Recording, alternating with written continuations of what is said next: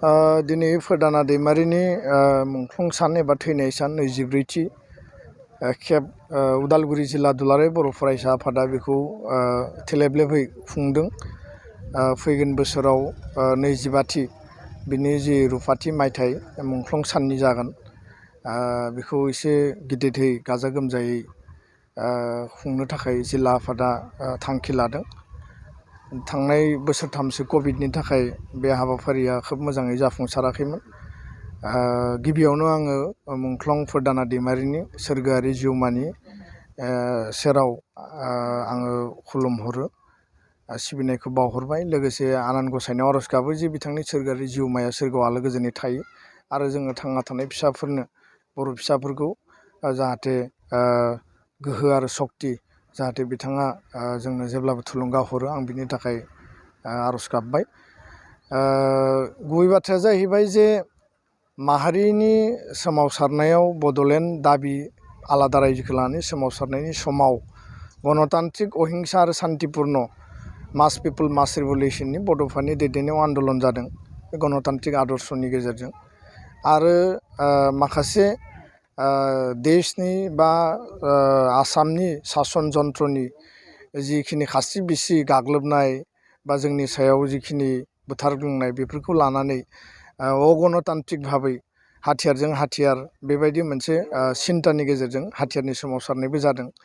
दा बे गणतान्त्रिक आरो अगणतान्त्रिक बेबो माहारिनि थाखायनो, मोननैबो उद्देश्यआ हारिनि थाखाय, हादोर सोरजिनायनि थाखाय बा आलादा रायजोनि थाखाय। नाथाय बेयावनो माखासे जोंनि आदर्शखौ लानानै बा माखासे सान्थौ सानस्रिखौ लानानै जोंनियाव सौग्रावलायनाय फैदोंमोन, जायनि थाखाय मोननैबो दिगजों जायफोरा बिसाखि बै समाव जोङो गोबां सुबुंनि जिउ गोमालांनो गोनां जादों, खहा जादों। आरो बेबो दिनै फोरदाना दैमारिनि जे थैनो गोनां जानाय बा मुंख्लं जानाय बेबो बेबायदि जाथायनिनो मोनसे रिजाल्ट बा मोनसे दुखुनांथाव सम बा जिउ गोमानांनाय मोनसे थासारिमोन। दा बे समा दायो गैलिया। दायो सान्थि बा गोजोन गायसननायनि मोनसे सम। आरो जाय ज'है थाबाय बयबो, नाथाय गावबागाव जायगायाव गावबागाव ओनसोलाव बेबायदि समाज आरो हारिनि थाखाय जायफोर त्याग खालामबाय, बिहोमा होलांबाय, बिथांमोननि नेरसोनखौ जुगामि खालामनो थाखाय बयहाबो थांखि बा एजेन्डा दङ। आरो ओनसोलनि, गामिनि, न'खरनि बा जोंनि फरायसा आफादनि दैदेनगिरि बिबानगिरिफ्रा बयबो लुबैयो। दा बेखायनो ओनसोलाव बा गामियाव बा न'खराव साखाथियाव जेराव मोनसे सुबिदा गोनां जायगा दङ, बेबायदि जायगाफोराव समायना रमायना साबना हामना बे चिलड्रेन पार्कनि माने मोनसे प्रजेक्ट बा प्रग्रामजोंनो जा बा मुसुखा थाबाय, बेयाव मुंख्लं खाम्फा थाबाय, बेबायदि माखासे समायना रमायना जेराव मानसिफ्रा थांलाय फैलाय खालामनो हायो। भारत उदांस्रिनि माखासे जायफोर मुंख्लं दङ, बिथांमोननि जायगाफोरा दिनै बिराद साबना हामना जानानै दङ।